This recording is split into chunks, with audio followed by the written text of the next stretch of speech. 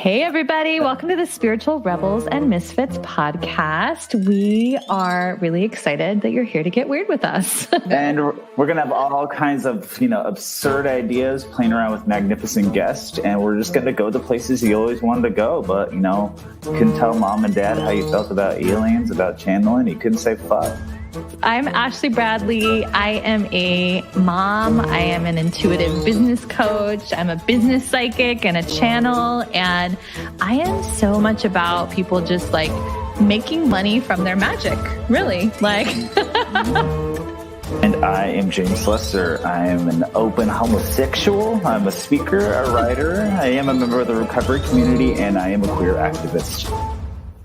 We would love it if you would just give us your feedback after the episode. Give us a follow. Give us a review. Let us know what you think, because we would love to get all of our. Hello. You always we kind of laugh and crack up at the end there all the time, and I think people are just getting used to us starting our episodes like that. I just find new sources of joy every time it plays. And today it was your follow. That's all my theater majors and degrees showing up in our money introduction. Yeah, I know. Well, it's like a monologue. So today we are going to have fun. And I feel like I always think about our guests sometimes that join backstage and they hear of all of our banter that they're probably like, what the fuck did I sign up for? Like, what is this podcast? And so that's at least the enjoyment that I make up, get a little bit of delight around that. But I know you're super excited about this topic. What are you excited about? Well, what I'm excited about is this is kind of like what we have always desired and wanted to create for the Roundtable, is different points of view and no one telling each other they're wrong, and finding the joy and the love and the exchange of knowledge in this. And that gets me hyped up. That's my only problem with organized religion, is when they tell other people no, and you repent for this and you can't do that, and that is wrong. I love exchanging ideas, and I'm really excited that you found these two amazing guests that we can exchange ideas with and probably still be a little naughty with. Hi, Ashley. If you're here and you're watching, let us know what you're excited about and what you're curious about as well. I do feel like, though, that everything occurs along a spectrum or a continuum, and so that each individual probably have their very own different relationship or perspective on so many different things in any given religion. And so I think that the people that came here today, I'm excited about, because they're both very based in love. And when I heard them, Christopher Robin totally went on your music site. If you want to bring in a song, we're totally fucking here for it today. Promote whatever you have going on. But I saw how much they were talking about really this foundation of love, or this energy, or this frequency of love. And I do think that that's probably going to be one of the things that really comes out in different ways. I'm curious to see if there's different concepts, or maybe even ways that they might describe their own relationship with each of these religions. I do think at times some of the spiritual I call it more the DIY spiritual journeyers like us, I think that sometimes they feel a connection to all religions, just certain parts of them, but they honor everyone as an ascended master and as a teacher. And then sometimes there's a little bit of spiritual high topping where we kind of push away from religion, and we're just like, oh, that boxes me in, or that feels too constrictive for me. And that I do think that it's always good to look at where there might be any kind of judgment or stereotyping going around with Christianity or with Buddhism. So I do want to talk a little bit about that. Loving it. Well, my sponsor in the program of recovery, one of the first things that really attracted me to him is, the recovery program that I participate in, it's a God-based program. It's not religious, but the word God is used left and right. And one of the first things my sponsor said when I heard him in a room, he said, we're all going to come to the table with a different viewpoint of God, and everyone's right.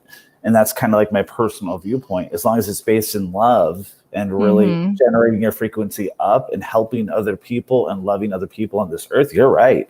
I believe that God's source shows up in many different faces, wears many different masks. If you're a person in India, you're going to relate to, someone that looks, of the same culture versus, our Western culture. So I believe God, source, wears many different masks to preach the same message of love and prosperity. And it's just, it really just kind of grinds my gears when people use that love for chicanery for their own personal gain or political gain. That's where I get turned off by religion. That's where I'm like, oh no, none of that. So does that make sense? Yeah, and even though when I talk to my Christian friends, like I think that most of them would say the same thing as well, that they're just like, yeah, there's some shadiness in the church and people cheating on spouses and then kind of being one thing and saying another or doing another. And so I feel like most of the Christian friends that I have like probably would say the same thing, that it's not necessarily about that stuff for them. I always said that if I ever felt like a resonance to choose any one religion, that Buddhism was the one that I felt most connected to. Is that what it would be for you as well? I feel like the way you talk about it, it would be. I think Christopher Robin will clarify that. I don't even know if using religion is the appropriate term for Buddhism, because it is atheist adjacent, but it resonates. That's a good point. Yeah, you're right. But I was watching, trying to get, besides, Facebook stalking and going on people's like Christopher Robin's YouTubes and stalking him as we do before we have guests on, I was looking it up. And one of the things that really resonates with me with Buddhism is there's the absence of the sin factor. Buddhism doesn't believe in sin. They believe in getting enlightened as possible on this journey, so eventually you can break the cycle of rebirth, that eventually becomes so enlightened. And that resonates for me. The article of sin does not. And I'm not trying to judge any religion or anyone's viewpoints, but that doesn't resonate with me. Like, last week when we had Susan on, and she was talking about, if someone kills themselves or overdoses, like the thought that they're going to go to hell and burn from that, like that's not what angelic forces are about. They hold and they feel, and that resonates with me. So that's where Buddhism falls in alignment with where I'm at in my own journey. Yeah. And then I know that when we started to go to the meditation gardens at Unity for some of our spiritual field trips, that they were, I don't know. I would guess that maybe they're more Gnostic Christianity. If I had to guess, like with Unity, but I liked how much they were talking about it more in terms of Christ consciousness.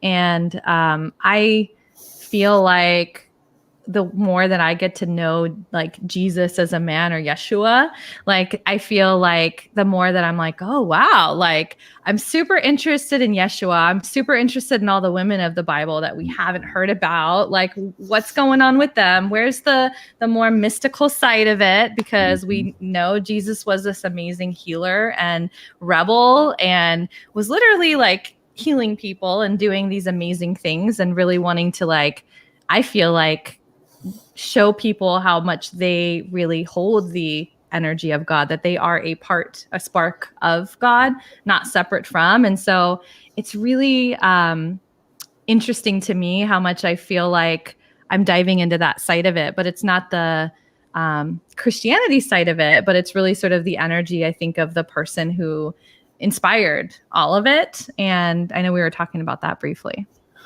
Well, yeah, Unity Church here in Orange County, California, they have a stone at the very front of it that says every pathway to God is the correct pathway, or something of that regard. And in the center of it, they have these glass sketches of all the representations of enlightened ones in the center of their garden. So their whole thing is honoring anyone's pathway to God. And that really, like, that place just sets me ablaze with joy, because I feel that energy there where it's all about acceptance. It's all about bringing these different religions, beliefs together based in love and having that oneness. And that's definitely a topic I was going to talk to you about privately, but like, I do want to dive more into that oneness. I know you've been on that path for a long time now, that feeling that we are all one. If you hurt, I hurt. If I hurt, you hurt. And let's face it, Christ was a bad ass. I'm going to try not to cuss, but he was badass. Christ was I feel like badass. he'd be fine with it. Like, honestly. Okay. That's just my perspective. I mean, could be wrong, but Christ was a badass fucker then, all right? Is that what you wanted to know? Yeah, because I know that it's said with love and a lot of reverence. I mean, he was just badass. He, pretty much told everyone, like, screw you, like, and your whole kingdom come, and making everyone bow down to you. Take care of the poor man, take care of the sick. What's your problem? Like, love one another, feed one another, like, so I love that. Jesus was a badass. No, I completely agree. I do think that if you are arriving today, if you have questions or curiosities or your own maybe experiences that you might want to add your questions in, please put them in the comments, because we are going to be pulling in 2 different guests here just to give us different perspectives. I know that many of you have seen us talk to one guest at a time. Well, like, I think in episodes past, we might have done like, oh, let's talk to somebody about Buddhism. Let's talk to somebody about Christianity. But we thought it would be fun to just really mix it all up and you're crossing the line. Okay. Oh. No, it's fine.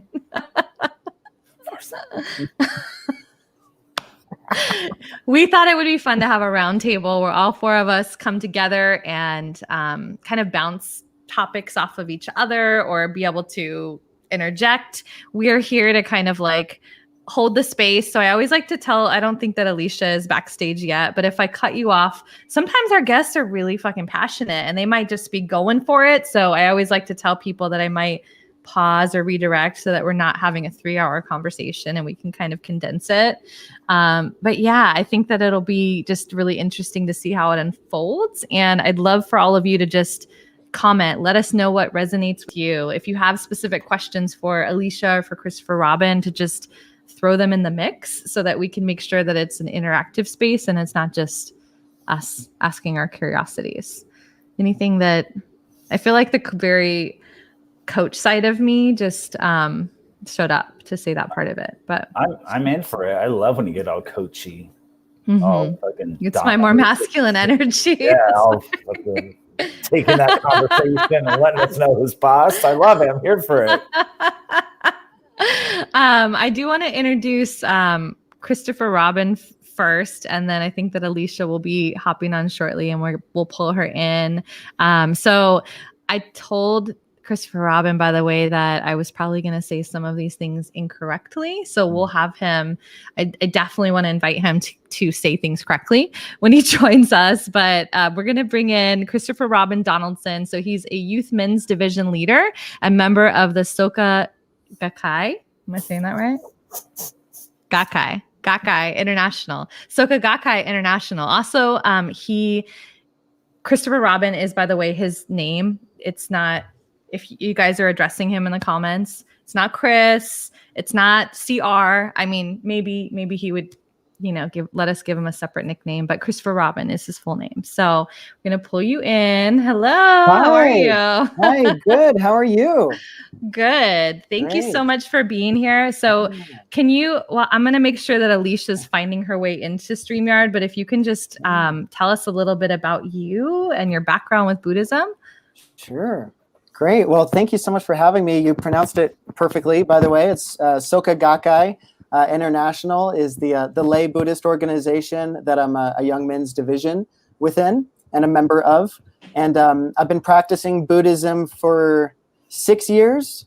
Honestly, I think I've been practicing it my whole life. And that's kind of one of the things in encountering this philosophy of Nichiren Buddhism, which is the Buddhism that the SGI, Soka Gakkai International, practices. That like when I found this philosophy, I had already gone through so much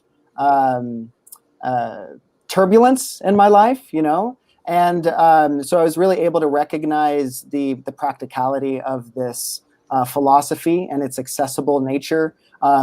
This is a religion based on to answer your question, James, like religion, spiritual. So Wayne Shorter, a famous jazz musician, incredible artist, he commonly referred to it as what do you call it? A humanistic philosophy that he practices religiously. But yeah, basically, you know, it was the philosophy that really spoke to me, and I was really grasping for I was grasping for a lot of things outside of myself that I could use to make myself happy. And then in encountering this Buddhism, you know, basically the answer is that the happiness is within us, and we can create happiness from the inside out. It doesn't have to be from the outside in. And that process is called human revolution. So by becoming happier people through focusing just on the causes we make in our daily life. So I want to be careful not to ramble. But yeah, I encountered this Buddhism 6 years ago, and I just celebrated my 6th Buddhist birthday yesterday. So happy birthday. Yeah, woo, thank you. I'm trying to get Alicia, make sure that she gets help. I think Solange is going to make sure that she has the connection and she's not having any challenges, but I'm sure she'll be here shortly. I am really curious for you. Is there anything that you maybe pushed against initially, like when you first came in, or that you noticed that a lot of people maybe stereotype around Buddhism that you'd be willing to share with us? Yeah, absolutely. So there are commonly I found, and there are a lot of, I think there's a lot of misconceptions just around the board and everything around the world today. And obviously, of course, Buddhism is no exception. There's a lot of misconceptions around what is Buddhism. A lot of the reasons being that there's a lot of forms of Buddhism. You know, there's I practice Nichiren Buddhism, which is Mahayana Buddhism. And, you know, it's all based around the Lotus Sutra, which was Shakyamuni Buddha's, the human being, right? The human being Buddha, who we refer to as the Buddha, who is depicted in many statues, or, you know, as a skinny Buddha or a fat Buddha or a meditating Buddha, you know. But, you know, he taught many teachings to different people given like where they were. And then, you know, but there was a core teaching that pervaded all of those different teachings. And the essence of that teaching he revealed in the Lotus Sutra. So the name of the Lotus Sutra is Myoho Renge Kyo.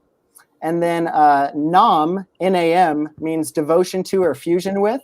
So actually in 13th century Japan, when all the Buddhist teachings went into disarray, you know, Nichiren Daishonin was this monk, and he studied all of the Buddhist teachings. And he realized that, along with other really great teachers throughout history, realized the superiority of the Lotus Sutra in regard to the earlier teachings of the Buddha, but that the Lotus Sutra itself had the heart of the Buddha's lifetimes of teachings, which was basically that everyone has the capacity or the potential to manifest courage, wisdom, and compassion.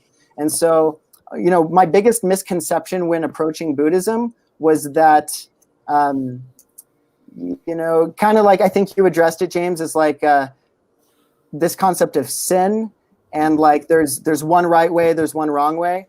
And Buddhism doesn't teach that there's one right way or one wrong way, but it does teach the strictness of cause and effect.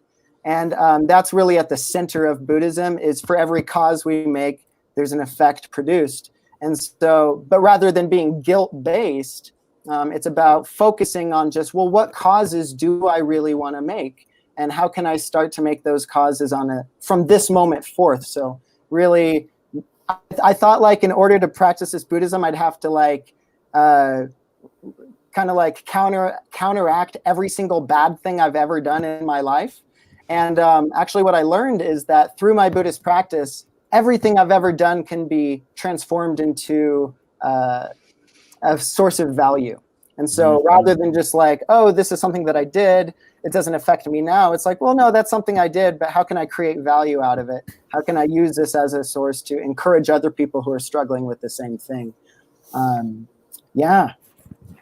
I love everything you just said. I will never be able to pronounce half of the words you just said, but it's very, you know, me coming from the recovery world, everything you said is very much in alignment with that. that, you know, your past is not something that you wish to shut the door on. Your past is now your greatest asset. You know, that these mistakes you made, these harms you've done, you can now use them to teach other people how to overcome them or not make them themselves. So I love all of that.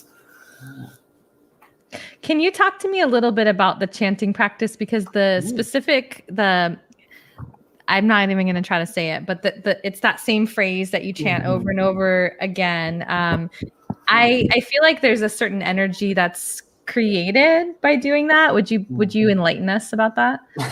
Yeah, absolutely. So, you know, the chant is Nam Myoho Renge Kyo, and I should have a card here, but I don't, so my apologies. But it's NAM, Nam, and then Myoho Renge Kyo. And there's no rules, like you can chant it once a day, or you can chant it 1,000 or 3,000 times a day. The point is that you do it on a daily basis. And typically you do it in the morning and you do it in the evening. And, you know, as I said, actually, Nam is Sanskrit, and it means to dedicate one's life to, devotion to, or fusion with. And then Myoho Renge Kyo is the title of the Lotus Sutra. So what Nichiren Daishonin, who is the 13th century monk whose Buddhism we practice in the SGI, you know, he was trying to get to the heart of Shakyamuni, the human being's teachings. And in the Lotus Sutra, that is the heart of the Buddha's teachings. That's where he reveals that not just himself, but every single person, without exception, has the capacity to manifest their courage, wisdom, and compassion, which we would call attaining Buddhahood, is attaining a life state or a state of life where every day you are fueled with a sense of purpose and joy, and you're encouraging others to manifest their courage and their wisdom and their compassion. So it's really a deepening every single day of conviction, not only in my potential, but also the potential of you and everyone else. And even if there are people in our environment who really give us grief, you know, that those people still have that potential within them. It may not be activated, but if I interact with this person with the conviction that they do have Buddha nature, that's going to completely alter the way I interact with that person versus I'm like, oh, this person, you know, is a waste of my time. That's really devaluing my own life as well because of the interconnectedness of our lives. But yeah, Myoho, M-Y-O-H-O, Myoho means mystic law or wonderful law. So Myoho Renge Kyo, Renge means cause and effect, or actually means lotus flower, but it's symbolized, the lotus flower symbolizes cause and effect because the lotus flower is one of the only flowers that simultaneously seeds at the same time that it flowers. So it's basically a metaphor for or a symbol for the simultaneity of cause and effect. In Buddhism, we talk about when you make the cause, you create the effect. So this Buddhist practice is about focusing on making the cause in our daily life. And just by focusing on creating causes every day, you know, you're creating that effect.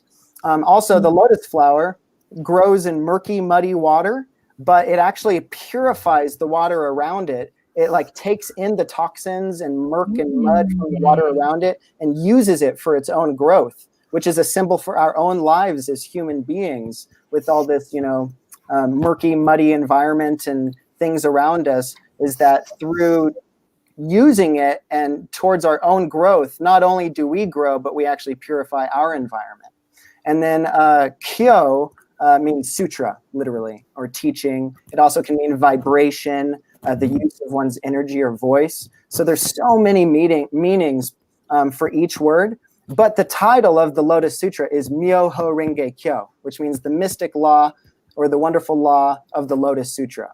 And that law is that everyone, without exception, has access to their compassion, courage, and wisdom in this lifetime and every lifetime.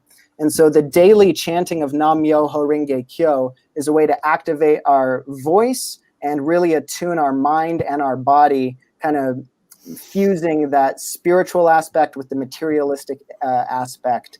And it's a way to deepen our conviction in ourselves and others every day.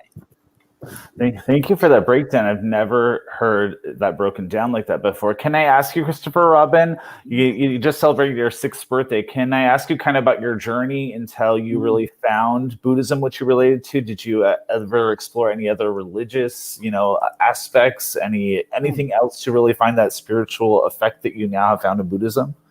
Absolutely. So I was always seeking something. Actually, I was raised by a atheist mother, and my dad moved away when I was young. So, it was just my mother and I for a few years. And I was also raised vegetarian, which in the early 1990s was not as celebrated. Not that it's completely celebrated today, but, there's definitely more options, I would say, at the grocery store, especially now for anyone being vegan. But growing up, I was raised vegetarian, and I was constantly persecuted in elementary school and middle school. And this was everywhere I lived: Portland, Oregon, Dallas, Texas, Denver, Colorado. Across the board, people didn't really understand vegetarianism. And, I was just a kid. And so I would have to I'd have to defend myself against arguments from 8-year-olds being like, "Where do you get your protein?" And I thought, I'm like 8, and I'm like, "Oh, well, my mom just believes we don't need to kill animals to live, so we don't do it." I'm like, "Whoa, you don't eat meat? What are you, gay?" And it was so interesting for me, as being raised vegetarian. That was and having to defend myself against attacks. Like, people would say, like, "Oh, what are," and they would use all sort of profanity. I want to try to not use those words, but I was. Oh, you can. Okay. If you don't want to, you don't have to, but it is welcome here. Oh, okay. Well, yeah, oh, what are you? What are you, a faggot? What are you? All of the. I mean, even was just so many derogatory names, and it was all because I just wasn't eating meat. But it really made me understand. Like, I'm like, really made me want to seek for, like, how can I live my life in a way that protects myself, but also, like, I was so turned off from people who ate meat, not because just eating meat makes you bad, but like their behavior towards me made me have a prejudice against meat eaters. And so I was kind of seeking a philosophy that allowed me to break through my negative conception of people who ate meat. And that was, I tried to find in Christianity. I went to friends of mine's youth group. I remember one day there was this cute girl, and I wanted to go to her youth group so I could be closer to her, of course. And I remember going to the youth group and just like asking the youth pastor there, I'm like, well, so where does God come from? And I really remember, and I'm sure there are beautiful answers to that question. The person I spoke to isn't the only voice of that, but I just remember her kind of tilting her head and being like, just don't worry about that. And I just remember feeling so put off. I'm like, well, but I want to, like, how can we explore these? I really want to get into the philosophy of this, and you're telling me not to explore.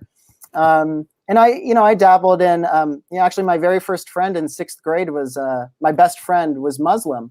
And so, like, actually before I went to church, I went to mosque about 5 times in 6th grade. And that was like the first kind of religion that I really saw up close prior to that youth group experience. But yeah, and then, but it was basically atheist my whole life. Although just wanted to become happy, and I wanted to learn how I could respect people who were different than me. And yeah, I love that story, man. So you said that you kind of put your foot in Christianity, kind of in Muslim. What was the deciding factor? What really drew you in when you started to explore Buddhism? What was like the aha moment? So anyone who's listening now, if you haven't already, listen to Spiritual Rebels and Misfits episode on addiction, because I listened to that and it's awesome. Shameless plug. They're not paying me to plug it. I'm doing this of my own accord. It's really good. And I struggled with my own addictions. Before I found Buddhism, actually, I'm 31 now, but actually a week before I was 20 years old, I actually attempted suicide. I was like, I've been hopeless. I've felt what that was like. And I had no daily practice. I just had no hope. Hi, Alicia. And Ash. Hi, friends.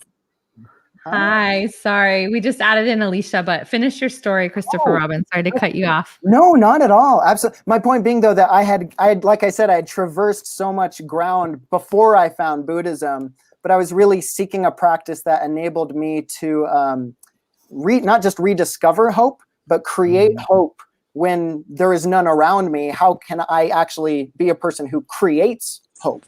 And so, yeah, that's kind of what drew me into a friend of my dad's invited him to an SGI Buddhist meeting, January 1st, 2015.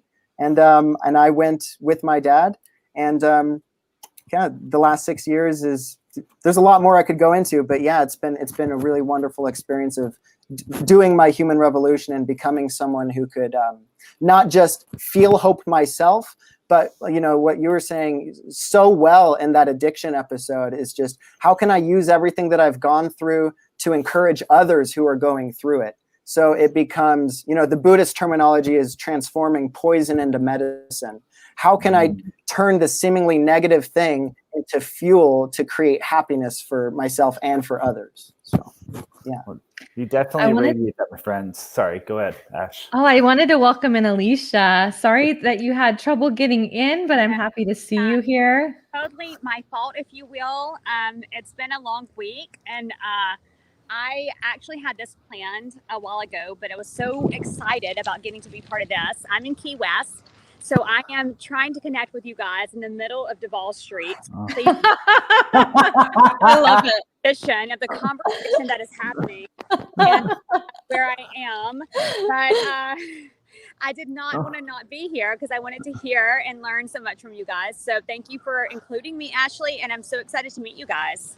Thank you. So I wanted to catch you guys up on how I met Alicia, because I feel like I met you from like doing a reading for you, which we talked about on your podcast. And then when I was on your podcast and I was getting into all my channeling and all my cards and things like that, I didn't know that you were Christian. And I think I always tend to see things sometimes someone that's Christian might not be into this other stuff. And I feel like my eyes are being opened more and more, that there's so many more kind of blurred lines with things. And so for you, I know you've been exploring like a lot of different things with Reiki, and you said that you're more of a liberal Christian is how you described it. So how would you describe yourself? Again, I'm so sorry, guys, that I'm in like the most unpredictable territory ever. Not just I love it. I love the drama and the mystery of it when it's dark. Right? It's amazing. Yeah. You have to have this conversation. Sometimes because of that resistance, it means this conversation is important, and it's like trying to be prevented, which is even more important that it needs to happen, right? Yes. Ultimately, I grew up in the Bible Belt. I am Birmingham, Alabama, born and raised. But I grew up in a family where there was a lot of trauma, a lot of addiction. And right now I'm currently writing my first book based on that experience. And so for me, and for many people in the South, the religion that we experience is so much more of just an everyday acceptance than it is what we actually practice. It is more of a social implementation and expectation than it is what we really believe, if that makes sense. Because you have so many friends, and so like every block there's a church. There's churches. There are more churches than there are grocery stores. Okay. And so you have this really vivid opportunity to be part of these different churches. But really the point is that you're supposed to be. There's an expectation. And what that really comes down to is you never really knowing why, other than you're supposed to. So for me, growing up in a home that didn't actually experience or practice any actual religion, I, as an English and art major, was fortunately enough curious and creative enough to ask the questions. And I went to liberal arts school in Alabama, but enough that my professors were so insightful and gave me the tools to question, like, why do you believe this? What is the creation story? Like, what other cultures share these same ideas and creation stories? And at the core, like, who are you? What is it that you believe? So I think Ashley, to be honest, and guys, to be honest with you, I was very fortunate not to have had that very strong upbringing in the church, because it gave me an opportunity to question it a lot more honestly and sincerely. I love that. And for you, we were talking a little bit about how we see like Jesus the man and his teachings. Like I'm curious to kind of look at how you see Jesus the man, and like maybe how Christopher Robin sees Buddha, and just see if there might be any similarities here. I'm sure there are. And that's one thing I would say in my theory class. It was a challenge. And looking back, I loved Dr. Eric Smith. He was one of my favorite professors, but his whole purpose of this class, I'm certain, was for those of us in the Bible Belt to make us question, like, what do you believe and why? Because the whole class was based around, here are all the creation stories, and these different cultures all across the world believe the same thing. So do you still believe this? And for me, it was like, wait, that's even more impactful, that without there being any kind of like real, direction, or all over the world without Wi-Fi, and these people all these similarities, yes. Like before we could all just hang out with each other on these really cool like chats, and there are these many similarities. To me, that was more proof than anything that we are all connected in ways that we're unaware of, and maybe that we don't even want to admit sometimes, because we want to be so sure in our own footings in religion, when really what it comes down to is believing in that like truth, and believing that loving people and loving that source is so important. And so I figured out, I'm married into a family who has a very strong faith, and I'm very thankful for that, because I've learned so much from a factual standpoint. And my husband, though, is very open and pliable when it comes to, we have such a growth mentality together, just a really flexible mindset of always trying to learn more about different religions and life in general. And for me, it was like, okay, so I screw up a lot. I'm gonna be honest with you. I'm 3 kids deep, 17 years of marriage, and I'm just like, I'm messy and honest. And Ashley knows, listen to my podcast. It's called Imperfectly Polished. The whole idea is show up as your honest self. And it doesn't matter, the broken or the beautiful, like that's all you. And so I realized through this process of growing through these questions that I want to love God and I want to love people. And for you, God may be a different word, but ultimately it is the same meaning. And definitely loving people, we can all agree on, right? Like being able to be that person to bring truth and love and bring a sense of comfort on this side of the world, whatever that looks like for you. And that's my main goal, is I screw up at everything else day after day. So I'm just trying to love God and love people. I love it so much. Christopher Robin, do you want to talk a little bit about if there's like a core way that you see maybe Buddha as I always feel like Buddha is like laughing and he's happy and he kind of takes things like not too seriously. And we're a little bit inspired by that here in this podcast. How do you see Buddha? Yeah. So it's a great question. And thank you, Alicia. Is it Alicia or Alicia? Alicia? It is Alicia, right? Okay. I respond to anything with an A that is nice, but I kind of like Alicia. Sounds delicious. Yes. I have a really cool bird tattoo on my arm, which is part of the actual book I'm running. And my tattoo artist's name is Alicia. And so our name more like how Alicia should be pronounced. And mine looks more like how Alicia should be pronounced. But guys, you'll never offend me. Anything with an A is just very thoughtful. But it is Alicia. Careful what you wish for. Christopher Robin, you want to give us a little insight on your vision of Buddha, or how you've come to know Buddha? Yeah, absolutely. So, same thing. I think coming to Buddhism 6 years ago, I had this mental image of like a kind of the chubby Buddha smiling and like, yeah, actually, I like learning more about the history of what Shakyamuni Buddha went through on his quest to find answers regarding the 4 fundamental sufferings of birth, aging, sickness, and death. And like just learning about the travels he underwent, and like he would walk miles and miles and miles every single day, after the point of which he attained enlightenment. That, again, for practical purposes, that enlightenment that he became enlightened to was that everyone has this capacity to reveal compassion, courage, and wisdom within them, regardless of who they are. And, so I picture, really, there is this pre-practicing Buddhism picture of a Buddha, which was like this just happy, nothing bothers him. But honestly, I've learned that there's no such thing as a self-centered Buddha. And a person like a Buddha, which we are all Buddhas, from the Buddhist perspective, is we all have Buddha nature. We are all originally Buddhas. We have that within us. So, but like a Buddha is not someone divorced from suffering, or like, I kind of picture this image of someone going to a cave meditating and then like, nothing else bothers me because here I am in this cave meditating away from other people's suffering. Actually, like, no. So I'm going to drop some technical Buddhism here. So the terminology is called, get ready, it's called the mutual possession of the 10 worlds.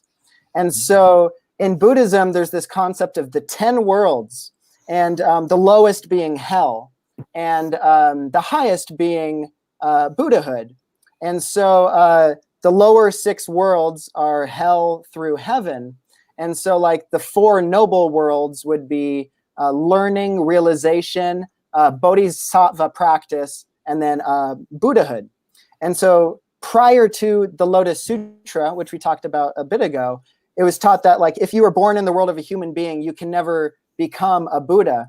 And like there were so many misconceptions around that time that people are like, oh, if you're born a woman, sorry, you can't attain enlightenment. But if you practice austere practices for lifetimes and lifetimes, maybe hopefully eventually you'll be fortunate enough to be born a man, and then you can attain enlightenment. So Shakyamuni Buddha was like, nah, that's not the way it is at all. Everyone can. I think Ashley and I are both applauding silently as we listen to you. Like, absolutely. Yeah. Like, there should be no distinguishment upon who gets that enlightenment, right? Right. That's, Jesus Christ said the same thing, that he was a bodhisattva Buddha as well, It's like the whole point is like that we all have this Buddha nature regardless. No one can take that Buddha nature away from you, except you yourself might make causes that put it into disarray. So like a Buddha now, I see it is literally Ashley, James, Alicia. This is what a Buddha looks like. It's a person in daily life, alive today, struggling amidst the realities of daily life to attain happiness for ourselves and for others. So you guys are what Buddhas look like. And for anyone listening to this podcast after the fact or watching live now, you are what a Buddha looks like fundamentally. It's not this image separate. It's not something you become. It's something you already are and you reveal. So, yeah. So I don't want to be the over talker, and I know Ashley knows this because I was diagnosed recently with ADHD, and it's made sense because I am the one who's always like, oh wait, let me add this in. We love it. The calm retriever, the golden retriever who tries to wait her turn, because I love what you're saying, Christopher, and love learning from you, and I've always loved learning, but I'm always afraid I'll forget what I want to say, right? And hearing that though, it is so reassuring and just another affirmation that we are all on that path. Those of us who practice our faith seriously and care about what was actually taught, not the rules, not the societal expectations of the time, dependent on when different things were implemented, which honestly, this is something I'm not aware of because being in the Bible Belt and the things that I learned, I am aware of so many different religions, but those expectations that probably you guys are aware of when it comes to Christianity, like the false expectations, right? I would love to know more about that from Buddhism and other religions. Like, what are those things you guys have experienced that are more of a Pharisee type mindset, that this is not necessary to follow this person, to follow this way of life, but there are people who make it more about X, Y, Z than what is actually supposed to be. Yeah. Do one of the James or Ashley? Did you want to respond? I think we're all like trying to respect each other's space. So we're not saying No, anything. I feel like that's like if Christopher Robin. I was like, I don't know how to answer that, but it's a good question. Yeah, well, it is a wonderful question. Thank you, Alicia. And honestly, I mean, so from the Buddhist perspective, the whole point is we are constantly creating the future, you know? And so societal expectations or no, I think we can agree on this call that, you know, what we really want is mutual happiness. And Buddhism teaches that true happiness cannot be built on the misfortune of others. And so, you know, from a practical standpoint, you know, Nichiren Daishonin, who was the first person to chant Nam Myoho Renge Kyo, you know, even he said, you know, never follow the priesthood, you know, if they go against the Buddha's teachings. You know, I mean, it's like the Buddha's golden words they're referred to. But you know what those words are in Buddhism? There's three types of we call proof. There's three types of proof. So there's the historical proof, which does this teaching accord with what the Buddha actually said and did? You know, as his behavior as a human being, does it accord with his behavior as a human being and what he was teaching to his disciples? So that's historical proof. And then there's theoretical proof. When we talk about this, does it make sense? Like, does it make sense that when I'm helping you, I'm also helping myself? And when I'm growing, I am transforming my environment as well? It makes sense. But even according to Nichiren Daishonin, the most important proof is the third kind, which is actual proof. So the most important proof is the proof you create in your life through practicing the philosophy you're talking about. So how can you show actual proof in your daily life that you're becoming happier rather than hoping when I die, I go somewhere else? How can we create a society where living beings are happier and we live in mutual trust and growth, you know, and cohabitate a peaceful world? So that's the ultimate objective. And anything that gets in the way of that, we would call a devilish function. So devilish functions that get in the way, like ego or the desire to dominate, you know, that is a tendency that exists in the lives of human beings, but we can overcome it through, you know, through the causes that we make and what we call doing our human revolution. That's a big difference in between my grandparents and great-grandparents' Christianity compared to my generation, who are diving into it in a very open and mindful way that's according to our society today and how those things have changed. You know, there's this, a lot of people say, Bible, you have to believe the whole Bible. And I think that's true, but I also think you have to be wise about when these things were written and the things that were written into society based on what was happening at that time compared to things from women's rights to the rights of those of, you know, with same-sex marriage and those who are, you know, there's so many things that are so different, right? Compared to when some of this text was written, like the principles that were there are so important, but the things that are legalistic that a lot of people who are in the Christian faith, especially in our region, take to heart and consider that the prime like material of their faith. It's not faith. It's just laws and rules. And it's like, that is not faith, right? So it makes so much sense to me to look at that too, as I'm not waiting to get to heaven to have a life of beauty. I'm having that life of beauty and I'm trying to share that now. That is my purpose on the side of eternity. And if I can make one person have less pain as their journey continues, if I can become more in tune with what my gifts are and the purpose I have to make someone else's life better and make more sense on this side of eternity, that is the purpose for me, not waiting for things to get good when things are over. And I definitely still see that, though, especially in the Bible Belt. That's a very much, and if you think that, you're not wrong from a Christian standpoint. There are so many people who are just like, well, praise God, let's just wait until we get to be with Jesus and things aren't so bad. Like, you know, no, they're so beautiful. Now you're missing the point. Like, you're only getting a small part of the story, you know? How do you feel, Alicia, about like women not having leadership roles like within the church? Because I think I've been sort of very curious more about the Gnostic Christianity, where it's like, oh, there's a lot of stuff that was taken out. It was kind of edited. It was kind of distilled down to serve the agenda of the men that were in power at that time, and that there was probably a lot more magic and mysticism and empowerment and women in the rest of it. I'm curious how that lines up for you.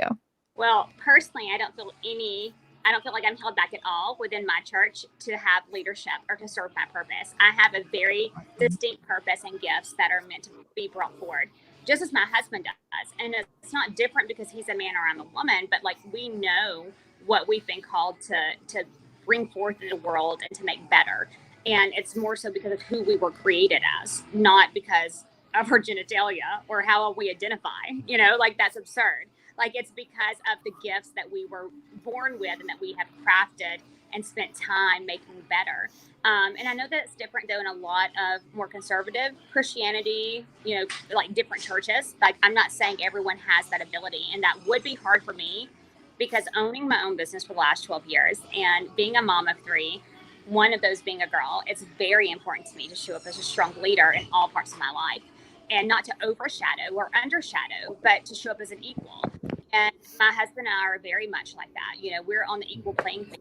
We're not, either one of us is not on a platform. If we look at the scripture, and this is one thing I told you, Ashley, and I'll tell you guys, Patrick grew up in church, like in a great Southern Baptist. He honestly should probably be the one, if you guys want like a really good traditional Christian like assessment, he's the one who could give that to you, like Sunday school assessment, because his parents were Sunday school knows the scriptures, right? I grew up in a very different home, and we started dating when I was 16, and I learned so much from him and his family. Even growing up in the Bible Belt and the things that I knew, I learned what those meant and saw them in practice with his family, which was really beautiful. But looking at that, even, it was kind of like, okay, so we know there are different roles that, as people, we have different gifts, and there are different things that we can implement and that we can do better. And the two of us saw that growing up in a way that was like, the way that people interpret the scripture and the way that they look at that. I mean, if you look at the stories of Mary and Martha and Ruth and these revolutionary, amazing women in the Bible, they are epic. Like they are epic. And it's not talked about enough in mainstream. But if you really study them and look at what they did and how they moved the story forward, it is beautiful. And yeah, I'm absolutely sure the reason that they were not considered so impactful and meaningful is because they were women at the time. That was a societal role. And that's what I said was part of what you have to look at is, here's where we were from a biblical standpoint of here's what was meant to be learned and here's what was meant to be implemented. And so many things that were from the mouth of men were more so, here's what you should do because it's what's expected from a societal role, right?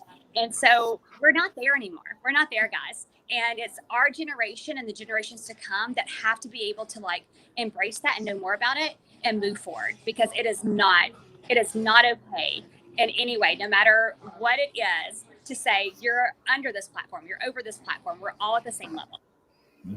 I love that. So I know that we promised our guests to let them move on with the rest of their Friday evenings by a certain time. So I don't want to keep them, hostage here with us. But is there any final things that you have to say? It's just so we can honor their time, because I feel like we could go on forever. Yeah, I feel like this was a great intro, and I'm ready to do the whole thing now. I feel like this is a great podcast. Thank you so much for inviting me on today, and I'm excited to keep listening. I guess in closing, if I can share a couple final thoughts real fast. Yeah. I think, I really want to appreciate everything you shared, Alicia, as well. And, just to clarify for people on the Buddhist perspective, and again, I'm not a priest. I'm an ordinary human being. And, the Soka Gakkai is a worldwide religion. It exists it's an organized religion. It's actually the biggest Buddhist organization in the world. And there's no priesthood. There's no clergy.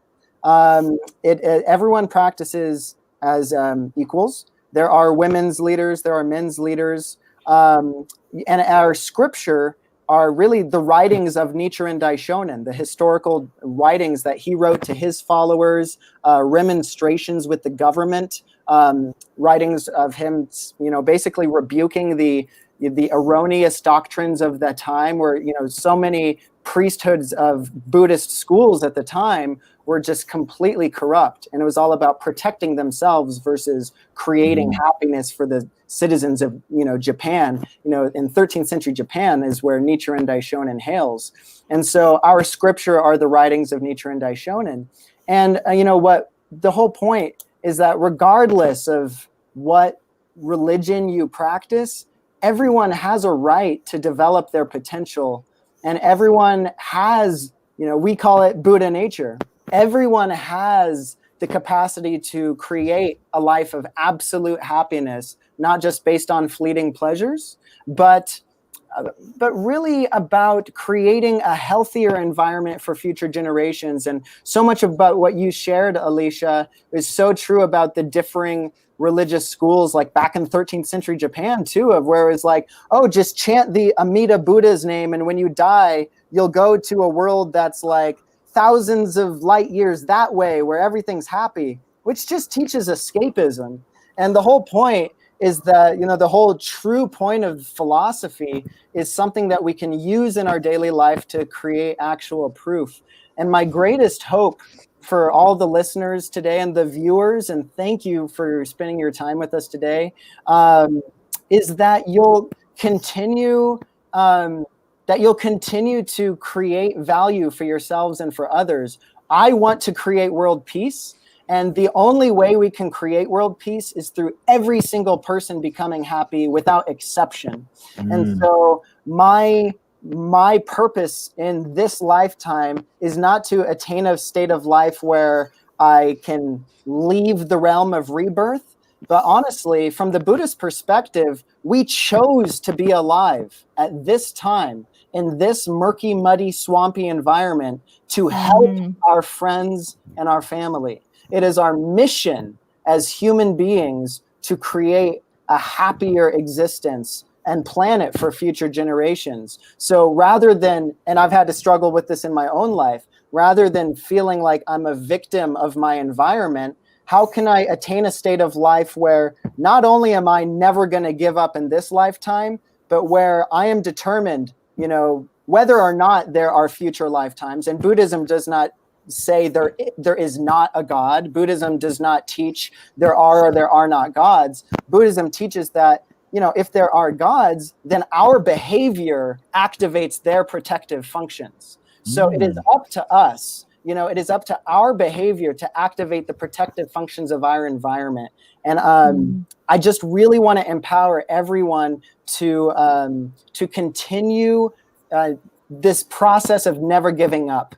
Because while it's important to win, it's more important to never give up. And I really appreciate this time. So thank you so much. Thank you so much. Thank you, Christopher Robin. We're going to drop some links. Solange is dropping them in the comments right now. So if anyone wants to learn more, is there anywhere else? Do you want people to follow you on your music site? Do you want to promo anything up in here? I mean, go for it. Oh man. Well, I think those links are great. sokaglobal.org has so many amazing articles and videos, so inspirational from ordinary human beings around the world practicing this Buddhism in their local countries and what their daily life looks like. It's awesome.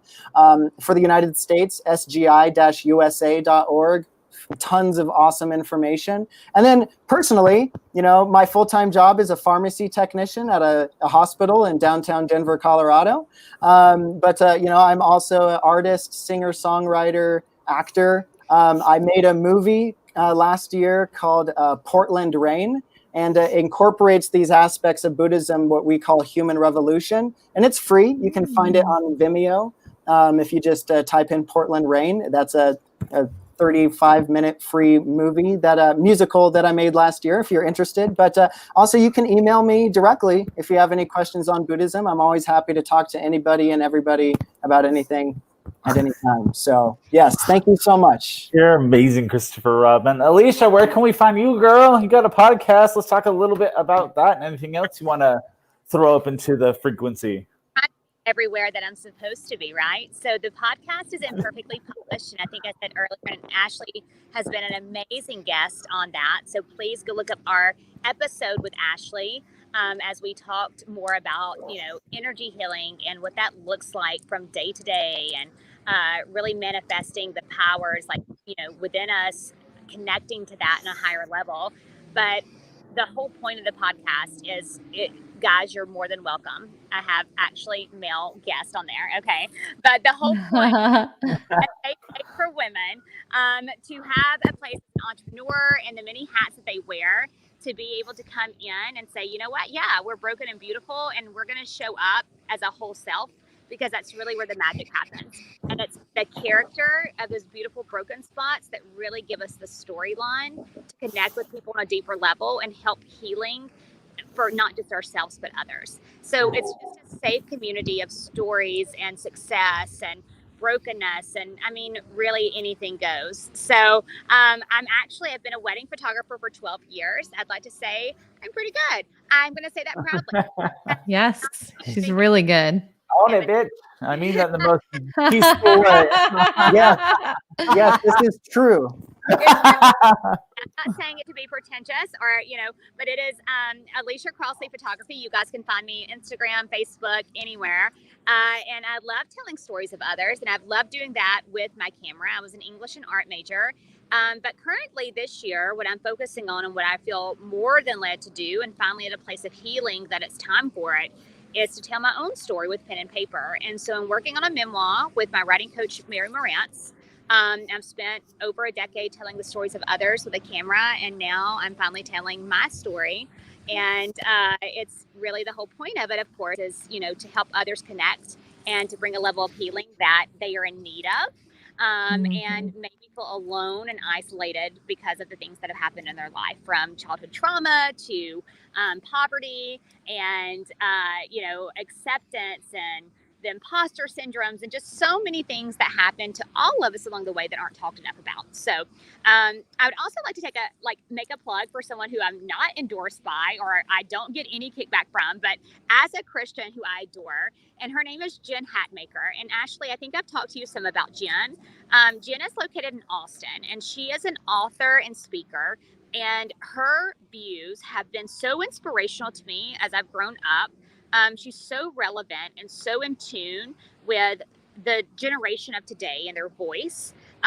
She has children that are my age and a little younger, but I really encourage you, because I am just a mere person, as is Jen, but Jen has done so much work on understanding the text and scripture and the things that she's gone through. Like, it's not just like she's had a fairy tale life. So as someone who is trying to maybe explore more about Christianity, or see, the things that you learned that seem more fictitious or the Pharisee mindset, if you want to really hear some truth and dig in deeper, look at Jen's teachings. She's been inspirational to me. I just really encourage you guys to look at that. Well, thank you both. You both are amazing. You gave me a lot of brain food, a lot of soul food. I couldn't ask for anything more from both of you. So thank you guys so much. Thanks, Alicia. Thanks, Christopher Robin. Bye, you too. Christopher Robin, I'm sure you guys already said this, right? It's like Pooh Bear. Surely you already said it. We didn't talk about it. Did anyone else not think it? Because I'm just the whole time like, what a sweet little fella. How's Pooh Bear doing? I really wanted to say that, but I didn't want to interrupt the really fun conversation we're having. I feel like he kind of owns it. Can we ask you, will you talk to us about that real quick? We have him off camera, Ashley. I know, but is it okay to pull you back in? Yeah. There's inquiring minds here. I think that we want to know. So thank you, Alicia. Yeah. It's not even part of this conversation at all. But you seem like the perfect. It is now, Alicia. It is now. I feel like you are totally embodying the essence of Christopher Robin that I knew as a child. I mean, I see him in you so much, that loving, compassionate, just completely believing in what is unseen. It's a beautiful thing. So I mean that lovingly. Well, thank you. I really appreciate that. I will say, growing up with the name Christopher Robin, being raised vegetarian from a bisexual atheist mother. I encountered my fair share of discrimination in my own ways. And I have owned Christopher Robin precisely because I learned about the real Christopher Robin, the son of A.A. Milne, whom he wrote those stories of Winnie the Pooh for. And I guess Christopher Robin, the real, the son of A.A. Milne, he really honestly turned against what Winnie the Pooh turned into. And he really, it's fitting for this podcast. He rebelled against this image of this peaceful kid because he's like, that's not what my childhood was like. And, honestly, he was filled with a lot of anger, and he refused to go by his name. And so I feel like my mission is to do that human revolution myself so I can own my name. And that's been part of my own journey because Christopher Robin is all my first name. But, I'll tell people, I'm like, hi, I'm Christopher Robin. And they're like, oh, hi, I'm Joe Anderson. I'm like, oh, well, okay, well, Christopher Robin is all my first name. Okay, and I'm like, well, actually, you can call me, actually, my friends call me Christopher Robin. Okay, Chris. I'm like, no, please call me Christopher Robin. It's always been edging that line of at what point am I becoming the jerk when all I want you to do is call me my 5-syllable first name? At the same time, it's I get it. We're all busy. So people say CR, and it's not like I'm inwardly thinking, how dare you, or anything like that. But yeah, I always appreciate it, Christopher Robin, any thoughts on was it the Tao of Pooh? Have you read that book? I have read that. It's a lovely book. Yeah. It's, Taoism and Buddhism, definitely, there's some commonalities there, but yeah, definitely a practicing Buddhist, and I'm not an expert on Taoism on any means, but yeah. Well, thank you so much for joining us, Alicia. I wish anyone that's listening to the podcast could see the drama and effect of you joining us today, because there's been light, there's been darkness, there's been wind. She got into her light though. I feel like you just have been trying to find the resistance that has been against I know. Happening. And then the floodlight and this random house in Key West. I wish out, and my friend was like, she's doing a very important interview right now. They're like, you have to leave. This is very weird. And so now random house in Key West and the floodlight. But you know what? I think, as I said to Ashley, I just wanted there we go. Look at that. And you guys, and it's such an important conversation and I would love to, and I'm sure you guys would too, to understand the questions our audience may have and continue this conversation in a bigger way, because I learned from it. And the more I learn from it, the better that I am, and the better that all of us are able to be in regards to reaching out to others and helping them them course that they feel the most in line with. So I love this conversation. I'm a huge proponent of it, and especially in the region that I grew up in and that I'm in. I don't get a lot of this. I don't get a lot of this open-ended conversation. So I really, really appreciate it. Well, thank you. Any of our Spotify listeners or Apple, please find the video so you can see the dedication of Alicia to this whole conversation. And thank you both so much. You've definitely given me a lot to really ponder and meditate on. And that's what this is all about, you guys. So thank you so much. Thank you. Thank you. Bye, Alicia. Bye, Christopher Robin. Bye. Thank you. Love. Hello. Hi.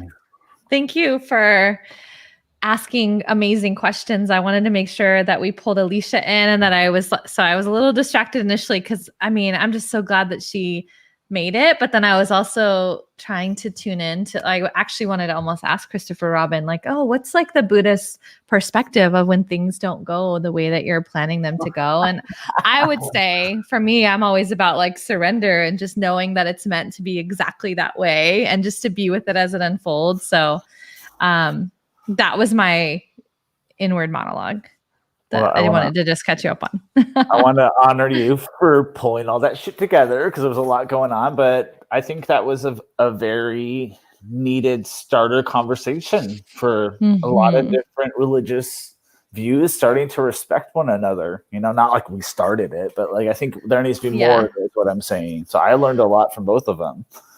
I would love to continue to bring other religions together in a round table, and then maybe return to this conversation in different ways. Or maybe I think what would be really fun is to like look at like maybe one concept, and like I think that would focus it really well. So I think this was a good intro. And then if we looked at the different perspectives on like a singular topic or focus, and we could go really mean like deep. The sheet I sent you in your email that breaks it all down? Well, I mean, you know how I just kind of show up and I just go with the flow of it, you know? But what I'm saying, like that was jokingly, but like there's the sheet that breaks down, and I'd love if we have people that have other religious views or practices, if they want to contact us. It breaks down like thoughts on, goes over clergy, it goes over human nature, it goes over place of worship, goal of religion, marriage. So I think it'd be really interesting to have a few other religious aspects in there and kind of go over those sectors and see where they align, where they differ, and just find the commonality and the respect for one another. But I definitely learned a lot about Buddhism. You know, it's something we like to throw around like, oh, I love Buddhism, but how much do we really know about it? So it opens my eyes. I have a lot more to learn. Well, thank you, everybody. Have an amazing weekend. We'll see you next time. Oh, we're talking about what are we talking about next time? That's what we usually do at the end, right? Yeah. Evangeline is coming on, and she has this concept of like new ancestors. And so she really is like, I'd say an activist in the space of LGBTQ plus, as well as teaching white people to be less of idiots and things like that, is sort of like kind of in the anti-racist space, and how we can be better ancestors. And so I think that it's no, literally, that's why I invited her, because she talks about it in that way. She's like, yeah, I teach white people how to be less fuckers, pretty much, less of a fucker. But that's why I invited her, because I'm like, oh, Evangeline is like the perfect person that we want to have at the round table. So I just really liked her and the training that she was like talking about, and like that people hire her to talk about like, how do you intervene in conversations, or build skill sets in conversations when you see family or friends saying something that isn't appropriate, that is actually racist or prejudiced in some way. It's like, how can we build those skill sets and that courage, I guess, in people to intervene and know how to say it, and to not like put the other person in shame. So we had an initial conversation around in like the height, right, of Black Lives Matter is one of our first episodes. And so it's going to be really cool. It was our first episode, and we will be returning to a topic that's still really important, that I think we both really want to keep alive, but also have it be, okay, well, what do we do other than just talking about what it is? How can we grow and learn and be more equipped to be, as Christopher Robin was saying, the lotus flower that is really kind of purifying and bringing that love frequency to our environment? I just had a vision of some people in your family catching that clip of you saying, teaching white people to be less of idiots, and the reaction that you may encounter from that. If they listen, I'm all fucking for it. I'm fucking here for it too. So it's just, there you are. There's my girl right there. So I love you very much. I'm excited to see you next week, my love. What is? Oh, next Friday. So I'm not going to talk to you before then. This is personal behind the scenes matter. Oh, this is behind the scenes stuff with my best friend. I don't know that we want to air this all out now. We'll have to see what he wants to reveal. I know that this has been a very long episode, but we'll go ahead and go off live, and I'll let James catch you guys up. You can just go ahead and join the Facebook group if you guys want to see all the behind the scenes stuff. We'll ask that James just gives all the details of his life and relationship status. Their premium photos can be found of James at the round table, the Spiritual Rebels and Mystics round table on Facebook. Right. So we'll leave it at that.